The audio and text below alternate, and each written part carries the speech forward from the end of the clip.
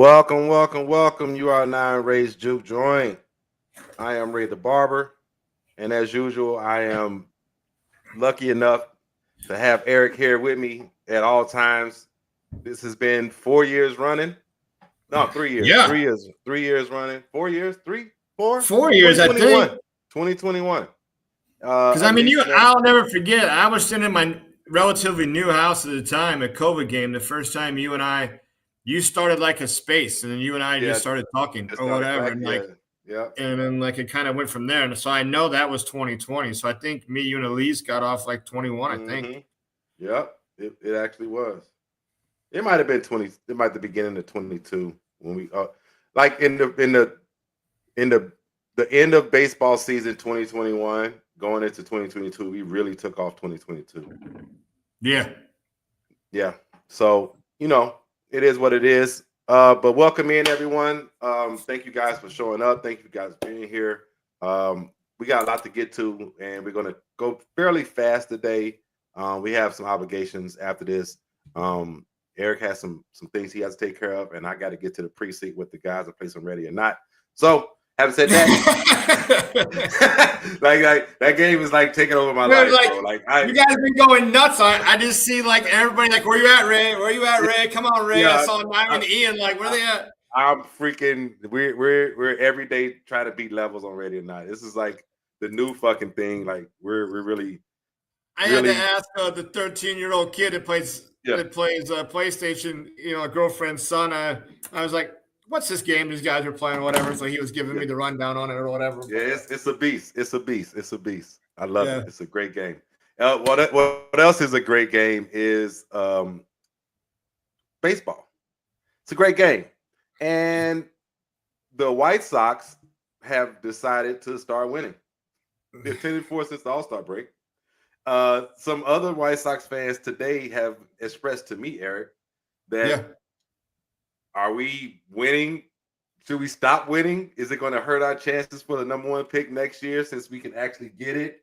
Should we just like say, okay, this is great for the culture? Or do we just go all out and keep winning and build the culture right now? What are your thoughts on that before we even get started?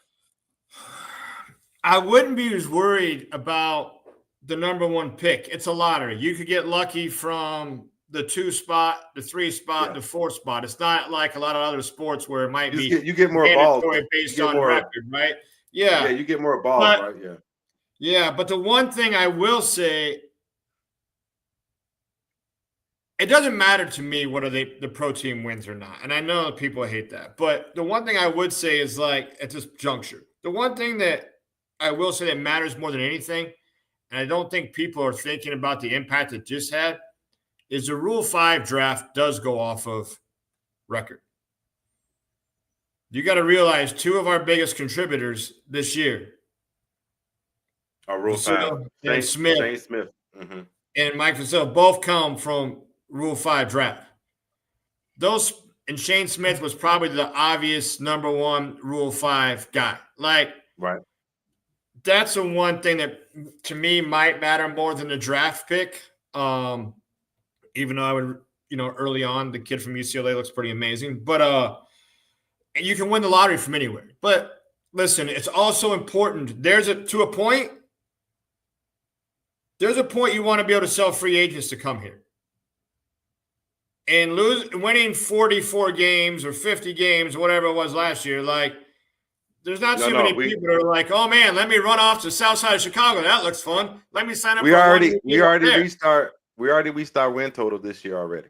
Yeah. So there is something to said for an environment, something to said for confidence, something to said for will, and the team, looking like, they like playing for him. They like playing together. Like they're kind of going through this. Something with the young core. Like if you were a free agent last year, and they said you had a lot of people got on Getz, including myself. I hated they didn't spend on the bullpen because you just saw I know we're going to go through these segments, but you just saw the trade deadline what bullpen can get you, right? But if you're signing a 1-year deal and you have options, are you going to the White Sox, who just set the record for the most losses of all time? You're probably not going to the White Sox. So, that's another thing to where like the culture is changing. And I think that a lot of White Sox fans are starting to realize like the culture's changing. Like you said, Will Venable has these guys playing. They're playing a great brand of baseball. They're smacking the shit out the ball. We were talking about the biggest acquisition of the offseason. Other people have said it too. So shout out to anybody on Twitter who's already said this. But the development of the hitters, what's his name, Ryan Fuller. Is it Fuller? Yeah. Yep. Developing of the hitters and getting away from that last regime's thought process of hitting the baseball, and we're getting back to hitting the baseball. You know what I'm saying? Like, I'll never forget myself throwing up in my mouth when Massini was here or whatever, and he was Massini. Like, I don't care about hitting home runs, hit 300, and I'm just like, I threw up in my mouth, like. And now you're seeing, I know we got some stuff later probably to show, but you're seeing emphasis on stuff that helps move the needle. You're seeing it in a lot of places from the offensive side. It's definitely a change of approach. Yes, and it's a good thing. And we're gonna let's just get into it so we can kind of stay on track.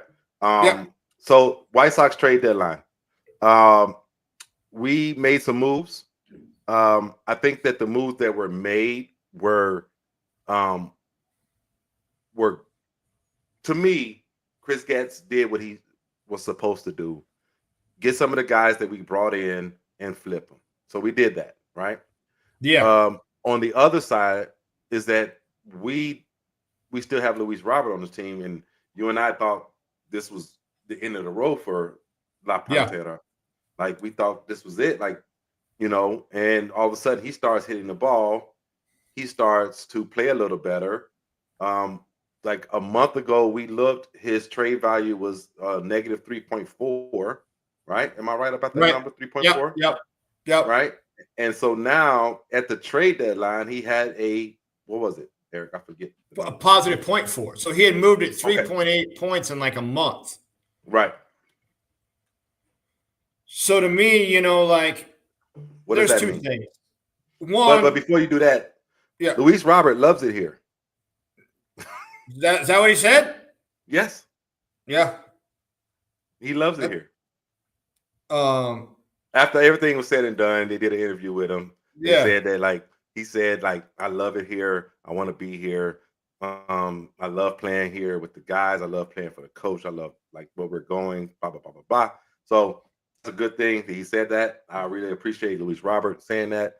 And shout out to Sox Nick. He's been a Luis Robert, cheerer the whole time. Yeah. And he's happy he's still here. Sure. But we were looking at the other aspect of the front office stuff. Sure. And I get it from a fan's perspective, 100%. I see why, I know we're all in several, but, I would consider 2 advanced group chats and one that's just got a few guys that have been around for the whole time, and they're all just pumped because they're like, do we get to keep Luis Robert, or whatever. Like, I tell you, I never met him. I think you have, but one guy that I want to meet when we make it up there, Wendell on Twitter. He was just he's thrilled. He's thrilled that he stayed, or whatever. You'll meet the old man. The old man is always around. He's at every game we end up at. Just had a say, so I've always liked his stuff on Twitter, and it's just I get it from a fan perspective, but I will say, and this is, I suppose it is a little bit of an excuse, but one, I did way too many fantasy baseball leagues this year. That is just too many. But the trade deadline thought process, I missed something after the day and seeing how stuff went. I thought a lot more guys might go. Hey, look. Shout out to Wendell. Yeah. He said I got a shout out Wendell on a thing, and I don't know, you got a shout out, Wendell. Oh yeah. Guy right there. Yeah, that's one guy I definitely want to meet when I make it up there. But I just thought it popped up. I said, let me just show he was excited that Robert stayed and the whole thing. But the one thing you and I always talk about, And probably the one thing that I want to say that maybe we brought to people's attention they never understood was Larry, right? Like the different levels of different stuff, the different deals. For all the people that were upset the White Sox didn't move pieces that had control and had stuff to possibly get them something and to do something or whatever, like you have to understand there is nothing right behind them right now. If you move anybody, you have to go replace it. There's no that layer is missing currently. And that's what I was saying. You see what I'm saying? Like if you trade a Castillo or you trade a couple of guys with a bullpen that got 4 or 5 years control, there's nobody waiting right now for them. You're trading them to just go sign somebody else when you already know what you have. And you were speaking about culture and speaking about the thing. You already know the guy. If the guy's showing up, doing the right things, putting in the work, you know him, you feel comfortable with him, you got it in control. So, like, that's one side of it that looking back that I just missed was moving that 5 or 6 guys that had control. You're going to have to replace them in free agency. Like, you're basically trading to pay to buy somebody. Like, so all in all, like, this is where we're at. They gambled on Robert, finishing out the season strong. You know, does he get moved in the offseason if he finishes strong? It's possible. It's a club option, not player option, right? It's a club option. He has no choice. Like if they decide to execute it. So, if he falls apart and he doesn't look good, they can still give him a $2.5 million buyout too. But he has an option for this year and next year. If he finishes the season how he's played the last 30 or 45 days, people will be knocking again in the offseason. People will be knocking again at the deadline. The White Sox think very highly of Robert. They think the last 30 or 45 days have been his skill set. And they didn't want to just sell him to go, who's playing center field if they sell him? Yeah. They don't have nobody next year, so they have to go get somebody. Like they decided to make a bet that he can finish the season strong. So I don't hate it. They would have had to put money in to get somebody back anyway. Like they decided to put the money into Robert. Yeah, and there's nothing wrong with that. Like we were just looking at when it was a negative value, it was like, okay, we've done this one too many times where we let a player's value just fucking diminish and we get nothing. Yeah, they did it again with Robert. They were supposed to trade him in the winter. Let's not confuse it. They messed up by not getting rid of him in the winter. They made a bet he was going to come out the first half and do good, and he didn't. He looked like dog shit. Drove his value all the way down on a deal. But, like, now they had to make another choice, or whatever. Do we make this investment, or whatever? Do we want to see if he can raise the value? I mean – there is a third option. I'm just saying it's kind of good to know that like the player can bounce back from adversity too. So, Luis has been his whole career, I'll tell you one thing I like that I haven't seen out of him ever. And I predicted this last year. And I think me, you, and Justin were fucking around, and I said 30 stolen base Robert last year. And you guys were like, shut up. He ain't running that much. He ain't running that much. Shut up. He ain't running. You guys are right. He didn't. But that man's aggressive this year on the base pass. He's getting on, and he ain't even waiting. Like, he's going. Yeah. Like, and I haven't seen that. So, like, is that coaching? Is that Will? Is he feeling better? Is he more healthy? Like, I don't know. I think that's Will. I think because it's not just him though. It's everybody. Like if everybody's running a little bit. It seems like, so right? That's a part of the culture change / the way we're going to win baseball games is we're going to move people around the bases when necessary, and when we can, we're gonna make people feel it, the pressure of having guys that could steal bags. And Wendell says it was too much talent to be that bad. Yeah, and that's true. And I agree with you. Well, think about it this way. We know I don't love WAR in every sense of the word, but we know the WAR on value is roughly $10 million per WAR. Right. We're going to pay him $20 million. He's only got to be a 2 WAR player. His defense alone could almost get to a 2 WAR if he's locked in the way that he's been locked in. Let alone if he's going to, even if he's never going to hit for probably a huge average, but if he's going to swipe 25 or 30 bags, hit 25 or 30 homers, that's worth $20 million. It's worth more than $20 million. And they decided to make that bet that this Robert is the Robert they think he is versus the Robert we saw for probably the tail end of last year and the first part of this year. Right. So, I mean, I think that's a talking point for us when it comes to Chris Getz when we get to it. That, you know, he had to make some decisions, and the reports have come out that owners, I mean, as were GMs were frustrated with him, and it's probably because the price he wanted for him was not what they had value for him, which is okay. And he stood his ground. He didn't fold. He wanted who he wanted, and he went on and made other moves that we're going to talk about right now. Right? We got Austin Slater off the scrap heap. Right? Yep. And we flipped him to the Yankees. Their number 18 pitching prospect, Gay Zeal. Right? The kid has some tools. He's a 3, I think, French 4-pitch pitcher. I think he's a high A or maybe double A right now. I can't remember. I looked it up right before but I got. I think he was double A. Double A. So then, I mean, you know, once again, we're there again with pitching, right? We're there again with pitching, and we're just continue to stack up, you know, pitching in certain layers of the development of the player. Well, right? I mean, anytime you can sign, and keep in mind, it was like their first signing, right? Very first signing of this thing. Like anytime you can sign a guy and flip him, that was the whole goal, was to get something for Austin Slater. And we got somebody that automatically plugged into our top 30 prospect chart. You know, I'm not a huge MLB pipeline fan, but that's what everybody uses. Let's say as it is. So, yeah, I mean, they got another piece. I think he was not eligible for Rule 5 till 2027, plus 6 years of control of a possible arm that can help him. And if we learned anything so far this year in baseball, any arm that can throw has value, right? Like it doesn't matter. So many Tommy Johns this year, so many strained shoulders this year, so many. Did you see what just happened? Nerves. Did you see what happened 10 minutes ago or 15 minutes ago? No. Tampa picked up that Jesse Schultens that we cut. But we just brought him back and signed him to Charlotte, and then they cut him right like yesterday. Yeah, I saw that. And then Tampa claimed him. So I'm sure every time Tampa claims a pitcher, everybody goes, "Oh, what did we miss?" But a little bit. But yeah, any arm that can throw has value. I mean, Noah Syndergaard was in our minors for a little bit because we didn't know how many pieces we were going to move. Was he going to have to eat innings after we didn't move enough arms, you know, or whatever?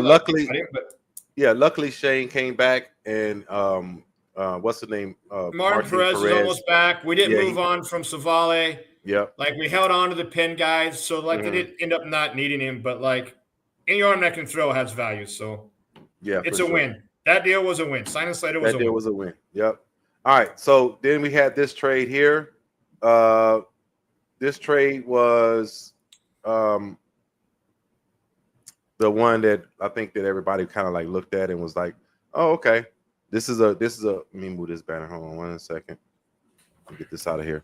All right. So the Adrian Hauser trade was the White Sox get Curtis Mead, who I liked. You and I had a conversation with him before, not with him, but about him during spring training. And he was a spring training darling. He was. He was hitting 500 in spring training. He didn't do too well in the big leagues. I think he hit, under the Mendoza, I want to say, or right at the Mendoza line. Yeah. But at the same time, he did not K. He was just unlucky a lot. He had 4 home runs, and he hit the ball hard 2 people, like a lot. So Tampa, I saw a lot of people, compare it to the Vargas trade, and it's not far off. I mean, he was a top 50 prospect at one time, was perennially in the top 100. You're talking about Hauser, who was another guy that was off the streets. So the fact that we got him, and I think there's even a couple more pitchers tagged onto this. They're down there. It's Duncan David. David, a couple more pitchers Ben tagged onto this. I shared you one of the I got that here. Ben Peoples. Or was it Duncan's? I shared you one of the minor league profile sheets. No, it It was Ben Peoples. I'm gonna bring it up right now. Yeah. So like, I mean, this is ideal. This is I'm hoping that this side of the White Sox front office stuff never stops. Like, you have to constantly be churning, burning, looking for upgrades. So, I mean, that was another win for sure. And they got really unlucky with the Martin. I don't want to say unlucky, a little bit unlucky, I suppose. Martin Perez injury. If Martin Perez don't get hurt, you know dang well he's off somewhere. Yeah, he's gone, or Savali would have been gone. One of the two. Yeah, one of the two. So this was the pitcher's profile right here. Yeah, Ben. It was Ben.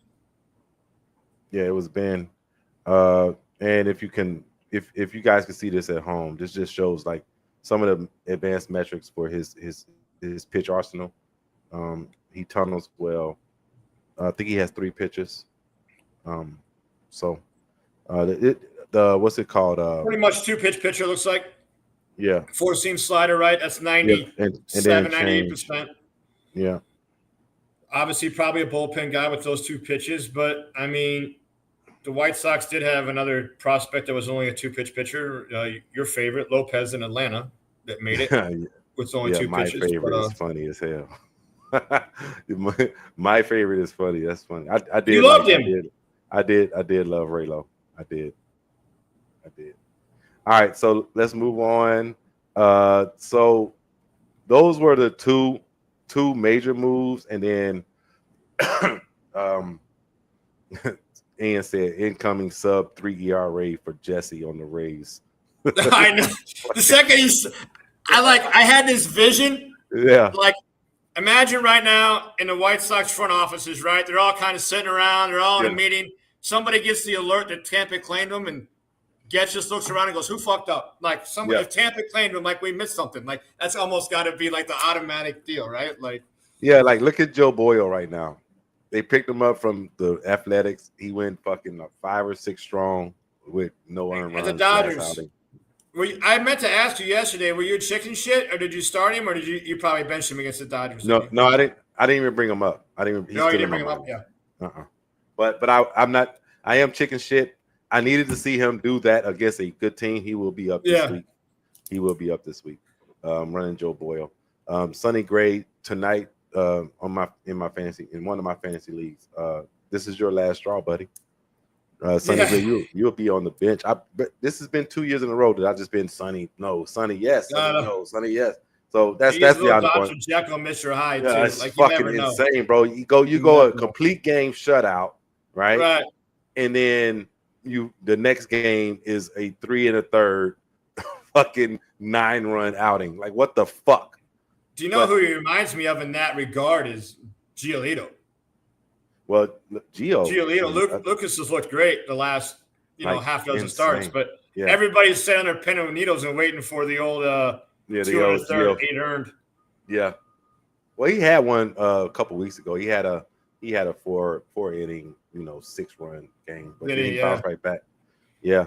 So I mean, that's fantasy stuff. Let's stick with the White Sox. We're gonna be White Sox heavy today. Yeah. So to answer the question, was the Adrian Hauser trade good or not?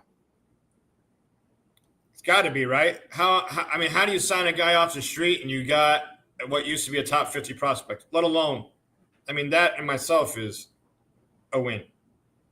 Yeah, for sure. I mean, you get Curtis Mead. We were looking it up earlier. He's a 3-position player. He's even played a little bit of outfield, so maybe 4 positions, but definitely an infielder.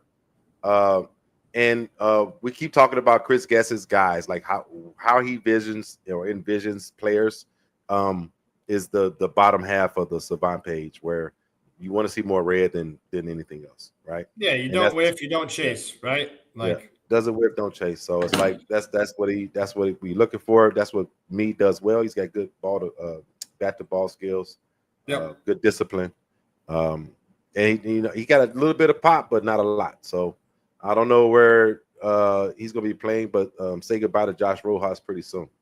As a matter of fact, I think I saw that he's already up. Well, they called me up because they had to send Vargas down. So, that was a hole for now. But I don't know how long Vargas is going to be out. Those oblique things can be tricky or whatever. Yeah, it can be tricky. Yeah. So I guess we're going to have Rojas for a little bit longer. But he's the one to go. Rojas will not make it through the rest of the year, in my opinion. That's one signing that didn't work out. I mean, I understood it at the time. I think we paid him $3.5 million. He was a positive 7 OAA third baseman for Seattle, who had an OPS of over 900 the first 60 days last year. Right. So I got what they were trying to get at, but we didn't see any side of that of that signing. We saw the other side that finished the year, unfortunately. But his top scouting grade window, I'll hit you after the show. I don't know it off the top of my head. I don't know it. Eric's gonna look it up.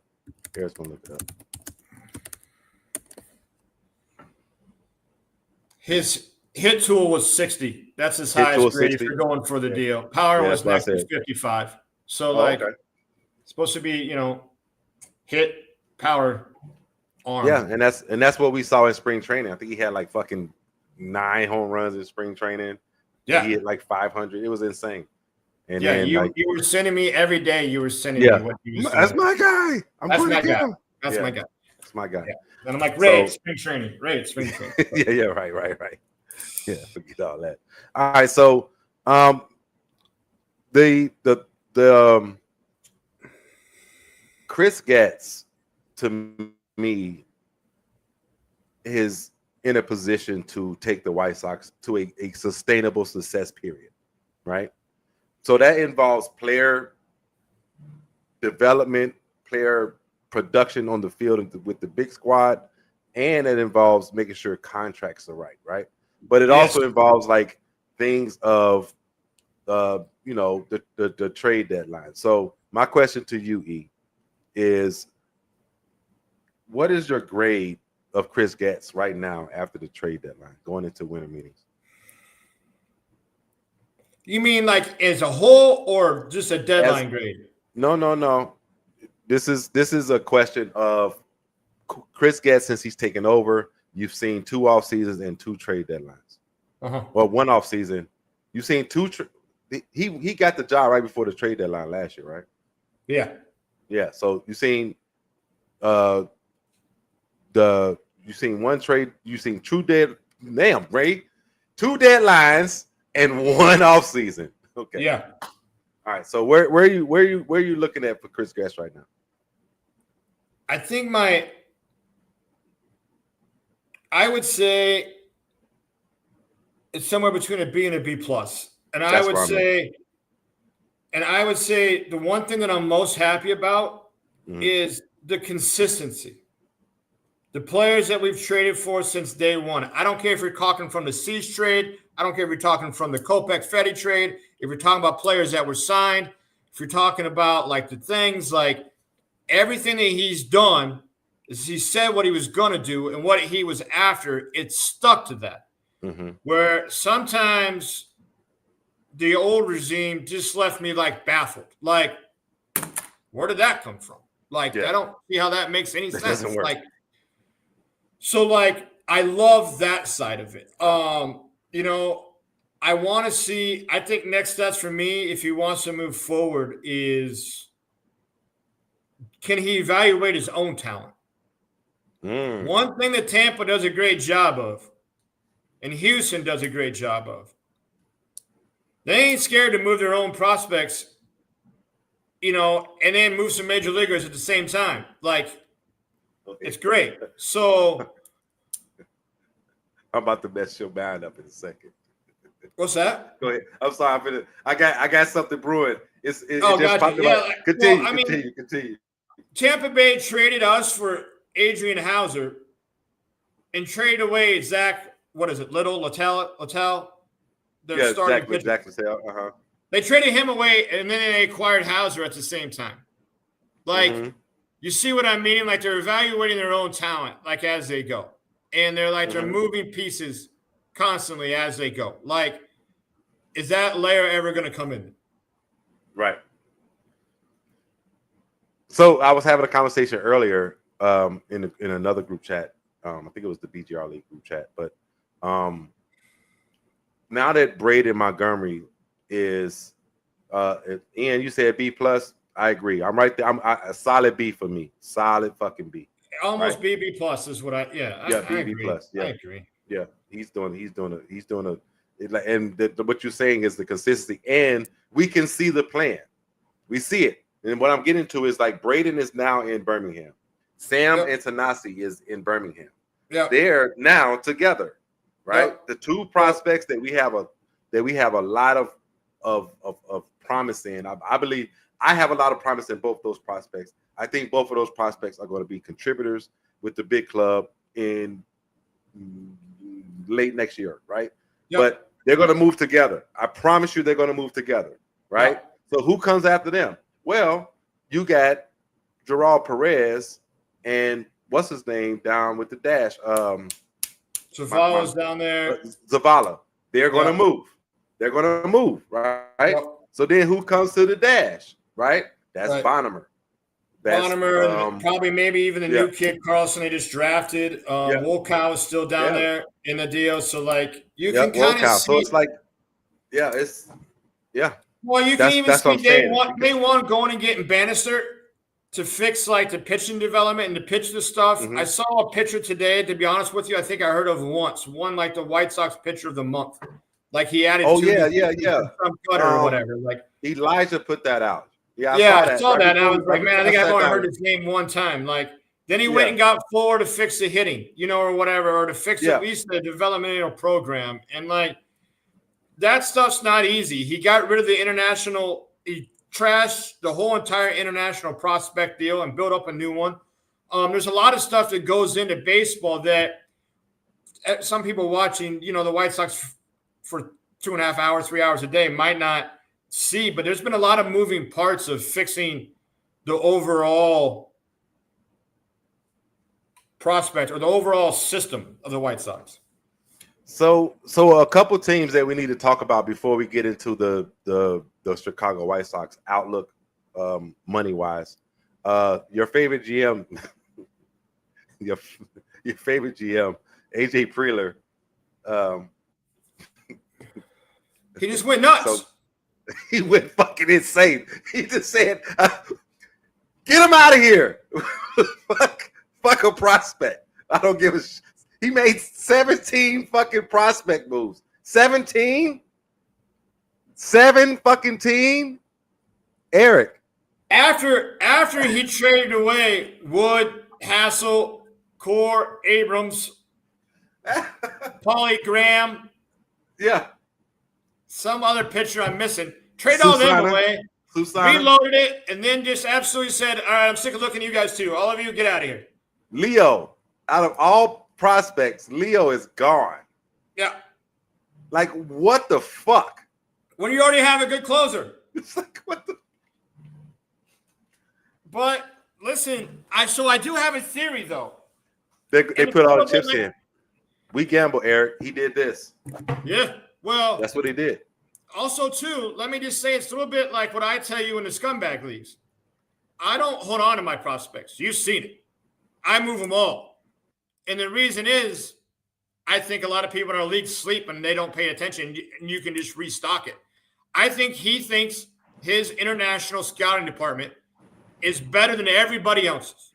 Oh. So he's like, I don't care. I'll empty the cupboard, and I'll just fill it right back up. And that's what he did, So, I mean, I get it because you got to remember how screwed they are on contracts. You're talking Tatis. You're talking Machado. Mm-hmm. You're talking Bogarts. You're talking Yu Darvish has got big money. Mm-hmm. Cease is in his last year. Somebody else they signed. I think they already extended. Arise. Yeah, they already extended. Who's the center fielder too? Didn't they extend him? Merrill? Yeah, Jackson Merrill, yeah. Yeah, they extended him. So, I mean, they've got a lot of money and not a much financial flexibility. So, the only flexibility he had to try to make this run was to gut the farm. And, man, he ain't scared. I mean, it's insane. He emptied the clip, bro. Like, dude, it's not. It's insane. Like It's straight like up. somebody on a video game hitting the reset button. Like, I got to start over. Give me Yeah, something just new. start over. Yeah, and then the other one. This one is kind of funny. I pulled a tweet. This was kind of, well, I didn't pull it. I guess you pulled it. I'm just putting it up there. Is this our favorite one? Yeah. So, let me get this banner out here so we can see the whole thing. So Bryce Harper, Kyle Schwarber combined luxury tax hit 2025, 45 million, 134,615. The Yankees are paying DJ LeMahieu, Aaron Hicks, and Marcus Stroman to not play baseball for them for $43,785,714. I don't know why he said Aaron Boone. I mean, he must have had a brain farm. He don't understand. But he meant Brian Cashman. Yeah, and that leads us to the conundrum of payroll with the Chicago White Sox, because these are teams. The Philadelphia Phillies and the Yankees are prestigious franchises, right? Yeah. These are franchises to where people look and say they should be winning every fucking year, and their fans expect it. So when Sweet Caroline played in Miami, the crash out went crazy, right? Yeah. And people are starting to lose their shit in New York City because they're not producing the way they should, and they got money just tied up everywhere. So my question is, Eric, do the White Sox have an issue with 2025 going into 2026 payroll after we pick up the Luis Robert club option? Yeah, I'll just say one of my better friends, I think you're probably following him now. Professional sports bettor, has been for years, one of the industry best. Joey Tunes on Twitter is probably the biggest Yankee fan who happens to live in Miami. He's messaging me all 3 games. The third game, I'm like, did you go? And he's like, hell no, I sold them tickets. I ain't going. I can't watch them get swept. I can't watch them get swept. Like, I'm like, how does Cashman still have a job? And then I saw that tweet right after it, and there you go. Yeah, I guess I can show you. Like, yeah, you can show me. But they play Sweet Caroline, which is like the pettiest fucking shit. You played their rival's fucking song. Yeah. After you sweet, that's just fucking. That's just beautiful pettiness. Like, I just that Marlins. The Marlins got a little bit of swag. A little bit of swag going on. Yeah, and they changed the manager, and this intern manager has really turned it up a notch. Getting Stowers, like when he went to a slump, I dropped him in fantasy. You picked him up, so forget you about that. But I did pick up Moniak, so that's okay. Augustine, I had Durbin and I cut him, and you picked up Durbin. Like, yeah, it's true. Augustine Ramirez is there. Xavier Edwards is back to being an X-Man, and I'm mad I moved off of him too soon. I got Lopez too. Yeah, it's like those guys are doing what they do, and it's just working. Gage Workman, like, who is this? Dane Myers, who's this? You know what I'm saying? Right. It's just like guy after guy after guy, and then Edward Cabrera shoving. Sandy is like quasi shoving, but he's still Sandy. They're gonna get Ryan Weathers back, right? They have I got Jonas Junk. Where did he fucking come from? Right. But I got him in fantasy, but he's a fucking dog. So they have pitching, and then the back end, Foucher, a couple other guys. Not Bednar, but it's I know who you're talking about. He's the setup. He's the whole guy. He's on my squad. Yeah, they have several. Yeah, they have several high leverage arms. So I mean, it's like the Marlins have a little bit of swag. So I mean, it is what it is. But let's talk White Sox payroll real quick. Can you see it? Is it working? No, I think I got to share it. Maybe let me share it. Hold on. I bet. There we go. I didn't share it. Oh, that's all right. I just didn't know if it was working. This is it. Yeah. Other than our players, this is all the money guaranteed out. And Mark Perez isn't even guaranteed. It's just a mutual option they put off. So they obviously won't be exercising that. So you're saying this is the White Sox payroll? Next year, they owe 2 players that are free agent that aren't our players. They owe 2. This is it. So everybody else is pre-arb or arb. on the entire roster. So, having said that, White Sox are winning. Culture is changing. Yep. The vision can be seen. Are the Chicago White Sox starting to become an attractable destination for free agents again? That's my question. Very close. It's very close. And if we do we have the money to pay this? Like, do we sign a guy next year? Like, just a guy, like not a superstar, but a star, like Josh Naylor. Do we sign Josh Naylor next year? Yeah, I don't. I love the fit, and it makes all the sense in the world. But with the Curtis Meade signing and Vargas's first, I mean, he was one guy that I said when I went on Dietsch's show that I thought they might get. But, like, I don't know if there's a home for him. But this is the first year you can see the White Sox sign somebody besides just a one-year deal. And it won't be 2 or 3 because that don't make sense. It's got to be somebody at least probably a 4-year deal or longer that could fit the window. And they could begin starting to chomp down some pieces along with the 1-year guys that they could flip because they need to keep that up as well. But this could be the first year that you could see them doing that just to start getting ready for being competitive. Yeah. The everybody has to be tendered by when, E. So the way it'll work is 5 days after the World Series ends, you got to tender or do your options. And the White Sox will obviously probably tender everybody that's probably back. There might be a couple 40-man spots that could be available. They might not. Like, it's a little clustered in a couple areas, but I said that word today against the 40 is fucking cluttered. It's cluttered. It's cluttered. So they're going to have to do a little bit of house cleaning in there because they got 2 guys they got to protect before Rule 5. Who are those 2? That's Peyton Pallette and who? Tanner Madugal. Oh, Tanner Madugal. Okay. Yeah, like he was a high school kid. He just got back, right? He just got back from a high school kid. It's absolutely shoving. I put out like my top 10 White Sox prospects probably, I don't know, 3 weeks ago now, maybe a month ago. I remember. And he was on it. Like he might – I know people are going to hate this, but I don't want to be one of those guys. But he should every bit be in the conversation with Hagen and Schultz and Taylor. Really? I think his stuff is that good.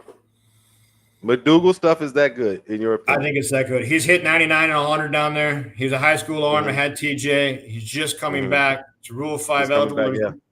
There's no way they're not protecting him. So that's 2 40-man spots at some point they're going to have to open for sure on the Rule 5. But I think they're going to. I think they're going to do – oh, that's good news for me. Paredes is going to try to rehab instead of doing surgery. Oh, my God.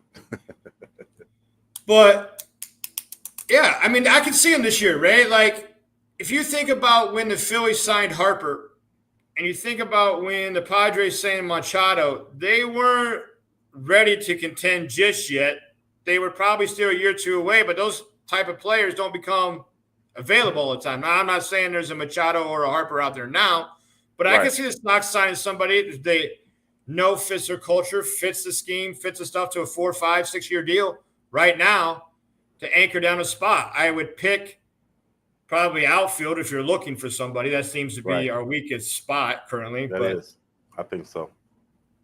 You can see it. I mean, Edgar Quero and Teal, we have to figure out which one is going out there. It's going to be Teal, though, right? It's got to be Teal. I would assume. They might not, though. I'm telling you, like, they both don't need to play every day. Like, DHing once in a while, maybe having a spot for an outfielder once in a while. What's going to help the most is getting Benintendi's contract off the deal. Like, he's got 1 more year, right? I think it's 26 is his last, or maybe it's 27. Nah, he's got 27 too. Yeah, but I think him and Robert both are 26, 27. Yeah, getting him off of the deal just because the only spot he can play and it's barely play is left. Right. And it would be nice to have that spot open to try Teal or try somebody else out there. So basically, the reason why I brought this up is that we're going to end this season. We're going to end this season, and we're going to end up with a draft pick, and we're going to go into winter meetings, and we're going to be looking at the payroll and figuring out who's here, how much money are we going to be paying out for if we're going to go out and get a guy. Is it time to go get a guy? These are all the questions that I had in my mind that I wanted to bring to the show and just kind of just talk through. And I think it's time. If it's the right guy, they don't have to force nothing here. But if the right guy is there that they see as a 4 or 5 year, 6 year fit, it now makes sense. Like, you and I were talking on the phone the other day. You got to think about it. They just had this draft class. Yes. They just had this trade deadline. Yes. They're coming up with another free agent period. Followed by that will be the international signing period. Mm-hmm. Then you're going to have another trade deadline, and you're going to have another draft. Mm-hmm. Then you're going to have another offseason. Mm-hmm. In 2027, that's it. I mean, you get to add all that talent. You've already seen them move in a year and a half. Add more to it with all those options I just gave you. 2027, the White Sox should, be AL Central contenders. Bring on Kevin Roberts Jr. That's all I'm saying. Okay, I'm done. just bring that big right-handed fucking Frank Thomas clone to the White Sox. Like, bring him. Like, please, Chris Guest, if you hear me, please. We need just a power, just a monster fucking bat, and he fucking pitches too. And he's just a monster. Well, you know what else they could do? While we're asking, do us a favor too, Frank. Like let us sign him in the 7th or 8th round and give him $1 million or whatever, like we did to Wolkow. Let us get some other more expensive capital first, and we'll come back. No. I'm not talking about his son. I'm talking about fucking another kid, but his son too. I don't think his son comes out next year though. I thought you were talking about his kid, but I think Frank Thomas is the year after. Frank Thomas third. I think he's the year. I think he's 20. I know Tommy's kid and I know his kid are both they're good. Not too far away. No, I'm talking about another kid. When we get off the stream, look up Kevin Roberts Jr. All right. 6'5", 220, right-handed masher coming out next year. Oh yeah. Yeah. Kid, these 7 fucking teams. Or 18, 17. I don't know. Either one. He's a what the hell? Where did this kid come from? Like, I saw him in the futures, like the USA prospect thingy, mashing, just cranking bombs. The other interesting thing too is the international class is always intriguing. Normally, I would say, and I still think it's the right philosophy, is he plays the outfield window. He plays the outfield. I'm sorry. He plays the outfield. You might be able to, right? Like, you might be able to get an international kid that might be a little older or somebody that's closer to the bigs. Normally, I would say I believe the right philosophy in the international is to, like, spread out your money and get as much young talent as you can. But you got to remember, they don't have one now, but Luis Robert was an international player. Gonzo said Tommy is 2026. So Landon Tommy. I know they both were pretty close. Yeah, I think Tommy is older. Correct me if I'm wrong, Gonzo. I might be wrong, but I think I remember that Frank Thomas III is 2027. If we do draw ball number 1, though, we're going to the draft. Just tell your wife we're going. Just tell my wife we're going. All right, bet. But guess what? It's so many good players coming up in this draft. I call him Cholo, but I like Trozisky or Chololiski or whatever his name is. I like him. I like I already said Roberts Jr. I like Lombard. I like there's one more kid. Anyway, it's too early to be talking that anyway. So it is what it is. Emerson. But that'll be another part of the fun of the winter meetings is having that. Yeah. Can we run good one time? Can we run good? Can we run good one time? One time, can we run good in the lottery? So speaking of running good one time, who is the real Kosa Montgomery? That is the question. Because this kid is mashing right now. He is. Let's say. Let me just pull up his. Stats. Right now, Colson is.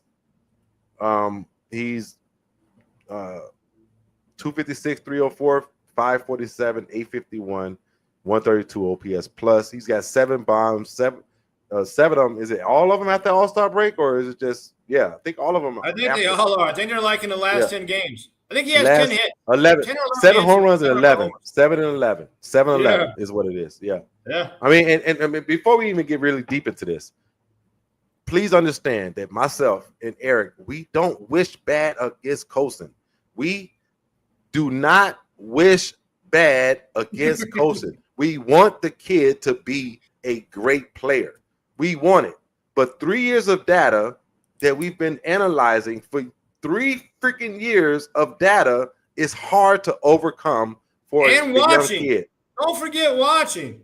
And don't forget, but data, you can't analyze data if you don't watch. That's how I feel. Like if you can't, if you're not watching the game, and observing your data, you can't make a honest or good assessment of any kind of assessment or whatever. Like you have to, no matter what you do, you got to put it out there. You got to like watch the control or whatever. So it is what it is. But I want Colson to be great. He's been playing great, and I'm happy every time he cranks one. I'm happy. He's a Chicago White Sox player. He plays shortstop for the Chicago White Sox, and he's playing good.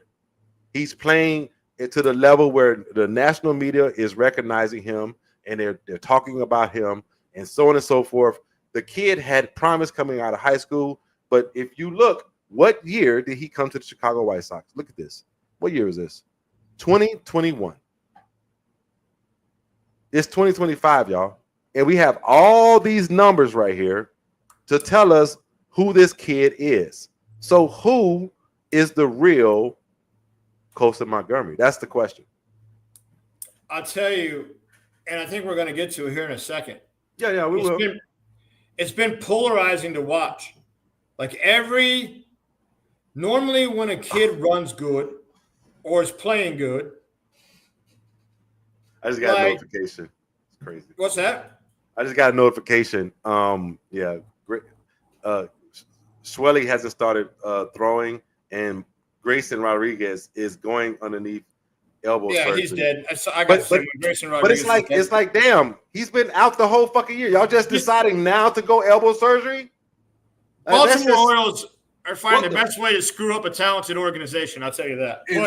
Insane. Okay, I'm sorry, but continue. Yeah, like Colson has got to be. I don't know if you'll ever see anything like it again. It's got to be the most polarizing thing I've watched, and it's so intriguing every night. Like, I'll give you an example. Friday night, I think it's Tyler Anderson. Not that he's a great arm, probably 4 or 5 starter, maybe not even a real starter, but fine, right? Yeah. He gets off of Colson comes up, strikes out. Yep. Looks terrible. Comes up, grounds out to third base, and I'm just like, oh man, like this is kind of where I thought it was going. And all of a sudden, third time up, first pitch, bam! Like just and left on left inside, which is kind of wild for him to turn on. Took it to center, which you and I have been very critical about his pull, but we'll get to that in a second. But then you're like, oh man, look at that. And then comes up again and strikes out. You're like, not very often do you get to see in every game. So in the last 10 game stretch, you get to see the bad and the good in the same game. Normally, when you profile a player has good games, player has bad games, player has hot streaks, player has bad streaks. Colson is living in like a simulation where it's all happening like in the same game. It's insane. But I'll tell you, here, I'll just show you. Let's just go into it. Yeah. You want me to pull it up? No, I got it. Right. Yeah, let's do that first. Pull that up first. All right. Before we move there, so just to clarify stuff from earlier, Gonzo gave us a good update. Dye and Cornerco's sons play together, and they're 2027, and Frank Thomas's son is 2027 also. 2027. But Tommy's son is older. Landon is older. 26. All right. I hadn't seen much about Dive's son. I just knew that Frank's kid and Toman's kid was getting some interest. They're getting pumped. All right, so let's pull it. I just wanted to knock that out. Which what you want, the numbers or you want the graph? Which one do you want? Let's do the numbers first. All right, do the numbers first. So shout out to John Anderson. I had a good conversation with him today about using the graph. I appreciate him just allowing us to use his numbers. But these are the numbers. Let me move. We are talking Colson Montgomery right now. All right, go ahead, E. I mean, this is what Ray. I think what probably brought us together was you knew from our first conversation. I watch baseball different than what most people see. Yeah, you not only from a value standpoint, but from this standpoint. Yeah, I'm gonna use Justin's fucking terminology. You ruined baseball for me. Right, 100%. That's why. But I like it now, though. Yeah, I like it now. So, like, this is when I'm watching Colson. Like, this is what I see. Yeah. You see, like, the biggest thing compared to his minor leagues is the fact that he's now lifting the ball. Mm-hmm. And the ball his pull air stat is fantastic, and that's where the damage is coming from.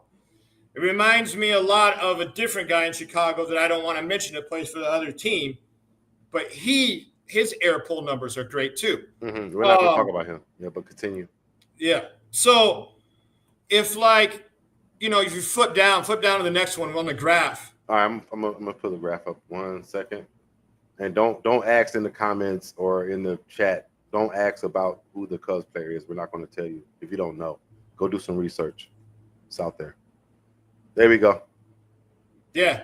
I mean, he's literally said it in the bottom half of that tweet. Like, he was like, at some point, he's scared that a slide's got to come just because of the deal. But if he can pull the ball and do damage, he's going to be fine. But he has to. He has to. Right. Because as we go on to, like, some of the stuff that I'll show here in a second, like, the rest of the underlying data is not good. The whiff, the chase, the walk rate's clear down. He hasn't walked once in his stretch. The K rate's terrible. Like, the weak contact is still almost 3 times the league average. Like, but I don't think I've ever seen anybody have he's a 2 outcome. They talk about 3 outcome player. So far, he's like a 2 outcome player. It's a home run or he's out. Yeah. It's like this. It's insane. Like, if he makes contact, it's gone. Yeah. Like, yeah. Do you know? Here, go ahead and kill that. All right, I hate when I can't see when we're talking. But hold on 1 second. Let me just and this is another thing, like the minor leagues, like his minor league career. This is his minor league career. Yeah, 800 last 2 years. Yeah. No, that's last 2 years. That ain't even his career. That's last 2 years. Oh, okay. 215, 319, 390, 398. This is the reason why I was like, I ain't high on Colson. I'm not out on him all the way, but I need to see more. I need him to fix it, blah, blah, blah. He went to Arizona and it seems like that worked, but we shall see. Like, I'm not going to put all my chips in the one basket. But 717 OPS, 30.2 K rate, a 10.8 walk rate. What's crazy is there too, is you're talking about 814 player appearances. That's a great sample size. And I'm pretty sure in that same sample size, he had 29 home runs in Charlotte. Like, if I told you a guy was going to hit, let's just call it 20. If he's going to hit 20 home runs in Charlotte, what's that? Charlotte is in the big league. 15? Yeah. 12? If you know anything about the stadium in Charlotte, downtown Charlotte, it's a jet stream. It's a short park. It plays short, and balls get fucking killed out there. I looked it up earlier. Do you know what his batting average on balls in play is during this stretch? Oh, I'm talking last 10 games, 7 home runs. Okay, I will say 225. Yeah, 173. What? With the 7 home runs, his batting average, balls in play is 173. It's literally a home run, or he's supposed to be out. Like, it's the most silliest thing I've ever seen. Like, it's crazy. But here, let's go through a few things on. My mind is still trying to like process. What did you say? 175? 173. 173. Let me double check it. I'll pull up the log for the last 10 games. But the last 10 games, he's hit 7 home runs. Yes. In the last 10 games. Like absolute tear, right? As far as home runs go. So I think it was July 24th to now. August 5th, sure.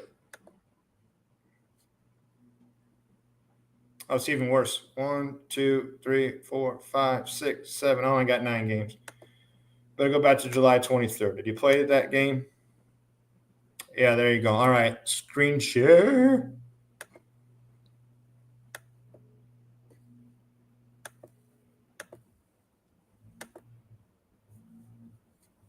I was off by a digit. Look at this. Oh, wow. Okay. So look at the ISO. 475 ISO. 250, 250. No walks. Hasn't got on base anywhere other than just hitting. Hitting bombs. Hitting bombs. Flat hitting bombs. He had 1 double in that stretch. 1 double. I think that was it's supposed to be a home run. Yeah. That was the one we need to see more of. I think it's the one that he took the lead in Tampa. Yeah. Which just like a line drive bullet. It hit the gap. Yeah. And it was Oppo too. I remember that. Yeah. No, it was poolside. It was poolside.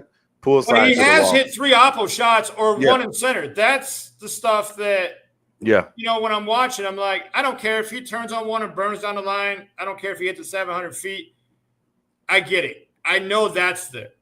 But when he took that lefty to center, or actually it was a little bit Oppo of center, then he dumped one the other day. I think it was in LA too, almost a straight left over the wall. Like, if he's going to lift the ball like that with his bat speed, he can do damage now. He's got a way to make an impact in the major leagues. It's just something we hadn't seen. So a lot of people are tearing you up because at one point in time after the 2023 season, you said he had no power. Yeah. You want to address that real quick? Sure. So, one, it was probably a little lazy on my behalf. Okay. He has power. Even the vertical beta VBA data says he had 90 power. Okay. The problem is his bat to ball skills and his plate discipline were so bad. He was just beating the ball absolutely into the ground. So I never ever thought it's going to come. You never. And I wasn't going to get into a through it and get it up and get it. I never thought it was going to come in. And the last thing I'm going to do on Twitter is get in a VBA conversation where people don't even understand what vertical bat angle data means. So, like, I just seriously skipped to no power. But you just saw guys slow 398 in Charlotte for 84 plate appearances. Are you going to say that that's power in Charlotte? Coming to major league, that's supposed to go down 25 or 30 points at least. Yeah. You're going to say 350 slug is power, but him lifting the ball with that bat speed, that's a whole different animal now. It's a whole different animal. Let me share the Savant. Yeah, I'm looking at 381 slug in 2024, and I'm looking at 381 slug, and then where the fuck is in Birmingham? He had a 427 slug in Birmingham. In Birmingham, 484 actually, because he went 3 in 2023. Yeah, you got to watch the games. One of those sample sizes is really short, kind of like the one where I'm looking at it right now. It's really one, by the way, but it's really short. It's really short. You stupid. Like, you got to be careful when you're talking about numbers and splash lines. If you don't have at least 100 plate appearances, but Charlotte is the biggest, plate appearance. At bats 485, right? And that's where we got that number from. Yeah. Yeah, that was 2 years of and now all those bats were in Charlotte. Yeah. But like here, go ahead and throw up the Savant if you can, or whatever. I got you. I'll put it up. There it is. This is what I mean by something you'll never see again. You and I look at Savant pages and have been for years, right? Yep. You will never see an X slug that is what do you think this is? Now he ain't qualified yet because he doesn't have at bats, but is this what, like 80 percentile, 85? Yep, 85 percentile. With an average with an average exit velocity of like a 15. You will never see that again. That means he either just crushes it, or he's out. The average is terrible. Yeah. But the X slug, when he does hit it, it's going. It's going. You'll never see like this mix again. But I mean, he has elite bat speed, right? Elite. He barrels. Go ahead. The biggest thing he changed is right here. The barrel and sweet spot. Yes, that's it. So there's 4 points to vertical bat angle data. They call it plane, which is the same thing roughly as this long angle sweet spot. There's power, plate discipline, bat to ball. Mm-hmm. Mm-hmm. So Colson's plate discipline and bat to ball skills were always really low. They're still even really low on the major league level. His plate discipline is 16 out of 100. His bat to ball is 42 out of 100. But his plane now is what used to be in the 30s is 72. Ooh. And that's your long angle sweet spot. And his power is where it's always been, right at a 90 percentile. Yeah. So, but I want to show you, look down here. This is the good. When John talks about the good, look right here. Look at the ground ball rate. Yeah. Look at the air rate. Yeah. This is where he's got to stay. He's got to stay. This is how he can do damage. And improve in the ground ball. He's got to stay here. Yeah. If you start seeing grounders, start seeing stuff, it's going to be very bad. He's got to stay here. Look at the pull percentage. Right? He's pulling the ball 13% higher than Major League Baseball players are. Mm-hmm. And here's the big one.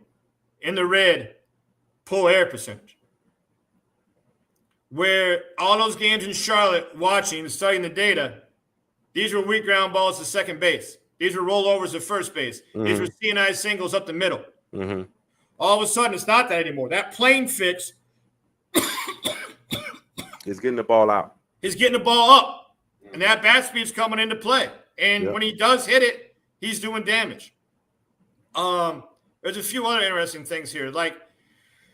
Right here, we talked about this. His weak contact is over 2 times the Major League average. But his solid contact is almost 2 times. His barrel average is over 2 times.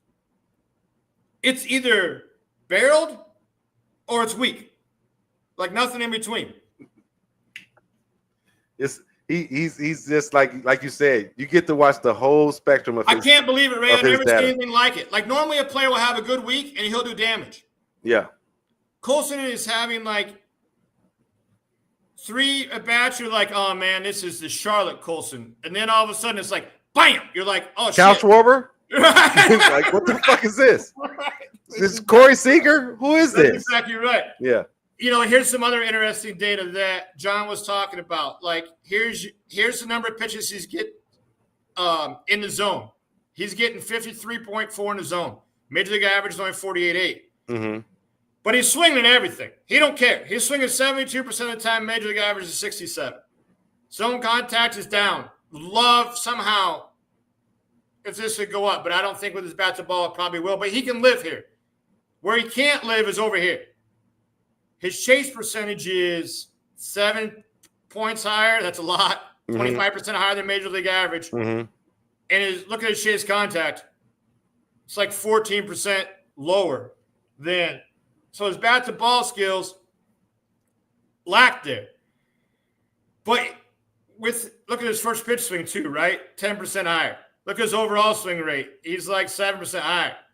Whiff rate is up there. But listen, if he can lift and pull the ball and lift the ball to both fields, he can probably do enough damage. But I don't know. I had 2 questions for you. Is it sustainable? Is my question. That's it. I ask you 2 questions. Okay. How many home runs does he have to hit to make up for the flaws, the Ks, the low batting average, the rollovers?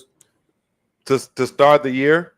I mean, it's to say a full season. Full season, he's got to hit 25 plus. It's funny. That's the exact number in my head. He's got to have 25 plus. 25, he can probably live with what we know is coming as a lower batting average, 200 Ks, etc.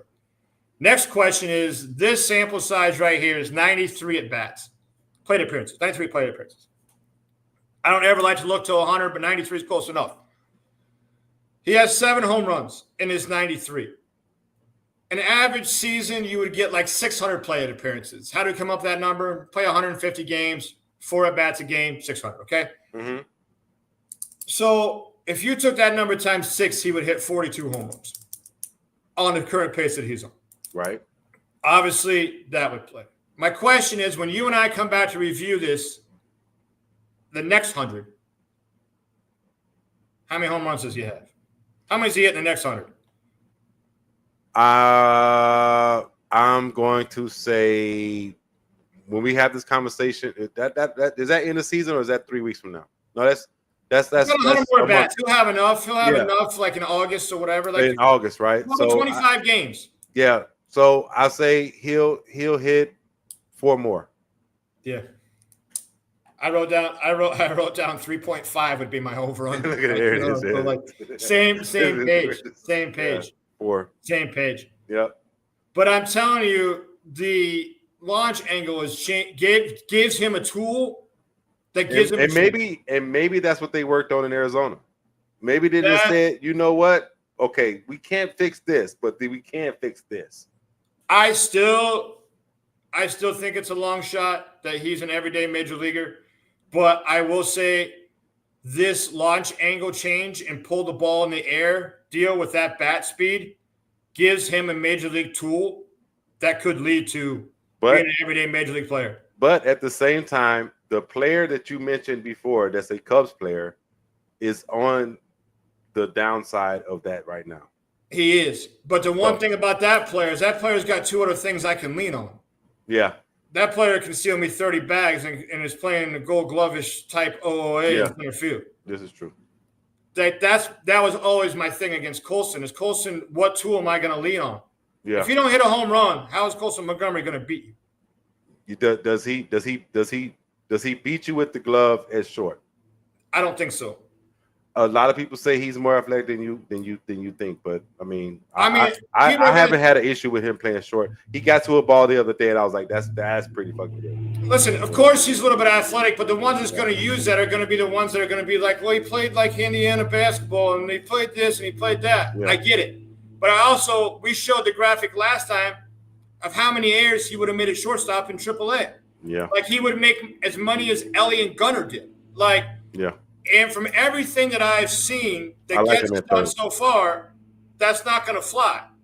Now, I like him at third. I'm sorry. I just like him at third. I agree. Or if he's going to hit 25 home runs annually, I might not need him to beat me with the glove, but he can't be in a position where he hurts me. Can he break even at third? Can he break even at short? Can he not be a negative? Like, can he run 0 defensive run saves, 0 OA? Can he stay neutral? Mm-hmm. Then I can hit the 25 home runs. Then we can live with what I'm afraid we're going to end up seeing here in the next 100 plate appearances. Yeah, and if he proves us wrong, we'll come back and we'll eat crow. Listen. We'll come back and eat crow. It won't be the first time that I'm wrong, and it won't be the last time. And if I'm going to be wrong, I hope it's on a White Sox player. Like, exactly. I mean, at least I get to win and enjoy him playing. Yeah. Whatever the case. But without this power and without this lift and slug, I just don't know how he can beat you. Right. I get it. All right. Well, Chicago White Sox fans, we got 2 more months of baseball to go. Yeah. It's going to be a good time on the South Side.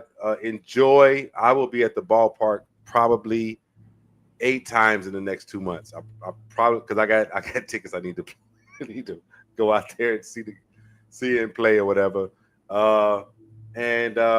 Eric, whenever you get a chance and you can, come on up, hit a game with me. I got a August 15th deadline for the company, for other companies to show interest. Once I'm by that, and hopefully that goes well, my calendar might just open up. My man.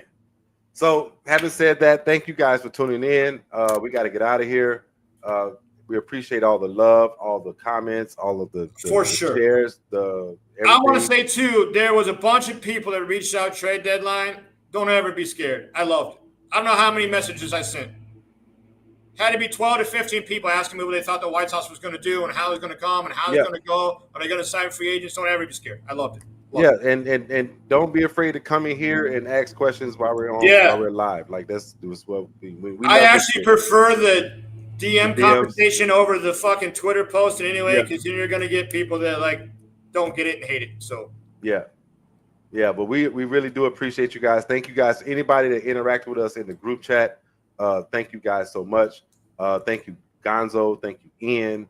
Thank you, Wendell. Appreciate you popping through. Thank everybody for popping in. Appreciate you guys. But we're going to get out of here. We're going to shut the lights off, and we're going to get out of the juke joint right now. All right? So see y'all next week, or maybe not. We'll see. But we'll be here. Thank you, guys. Appreciate it. Perfect timing. Can you hear that on my door? Yeah, I heard that. We're mowing my grass. Like, just started outside. I was like, oh, shit. I didn't hit the